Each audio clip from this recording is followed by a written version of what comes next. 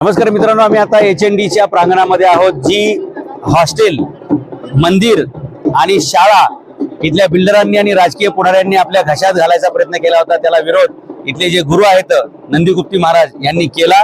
म्हणून गुप्ती नंदजी महाराज यांनी विरोध केला। गुप्ती नंदी महाराजांनी रोखले, ओके, वीर गुप्ती महाराजांनी रोखले। म्हणून बिल्डर गोखले यांनी जे काय घशात घातले ते परत त्यांनी ओकले आणि त्याच्यामुळे जे जैन समाजाच्या हक्काचं होतं ते त्यांना परत मिळण्याचा मार्ग आज धर्मादाय आयुक्तांनी मार्ग मोकळा करून दिलेला आहे। पुढच्या सगळ्या चर्चा होतील।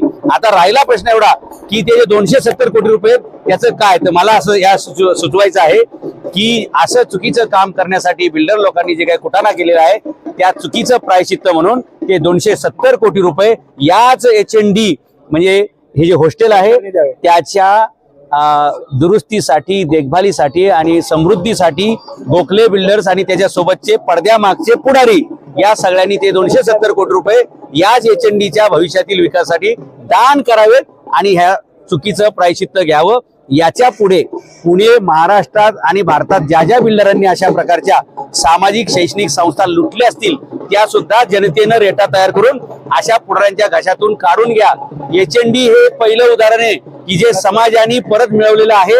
असं ज्या ज्या ठिकाणी ज्या ज्या ठिकाणी अशा ट्रस्ट आहेत, सामाजिक कार्यकर्त्यांनी उभं केलंय आपल्या घामातून, त्यागातून, ते सगळं जिथं जिथं पुढारी असं घशात घातलं असेल, घालू इच्छितात, ते सगळ्याच्या सगळं समाजाने असा रेटा तयार करून ते परत घेतलं पाहिजे। त्याची सुरुवात आज HND पासून झालेली आहे।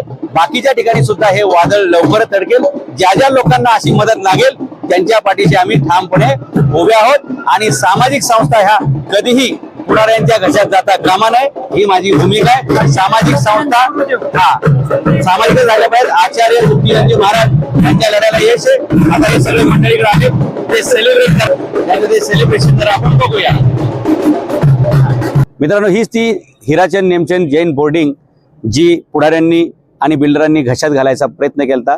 समाजाच्या रेट्यामुळे तो हाणून पाडलेला आहे।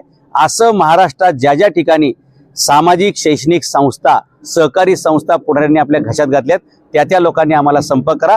त्या संस्था पुन्हा ज्या समाजाच्या मालकीच्या होत्या समाजाच्या मालकीच्या करूया आणि राजकारणी लोक जे सगळं ताब्यात घेऊ इच्छितात ना, शाळा, हॉस्पिटल, डेअरी, कारखाना, हे सगळं चुकीचं आहे, ते आपण थांबवलं पाहिजे। त्यासाठी असा जैन समाजाने एक आदर्श घालून दिलाय ना, तो सगळ्या समाजाने कित्ता गिरवावा आणि ज्या ज्या लोकांवर अशा प्रकारचा अन्याय पुढाऱ्यांनी केलाय त्या सगळ्यांनी एकत्र यावा। अशा सामाजिक भावनेला सगळेच लोक मदत करतात, हे एक आदर्श उदाहरण आहे। आणि जसा हा व्यवहार कॅन्सल झालेला आहे असेच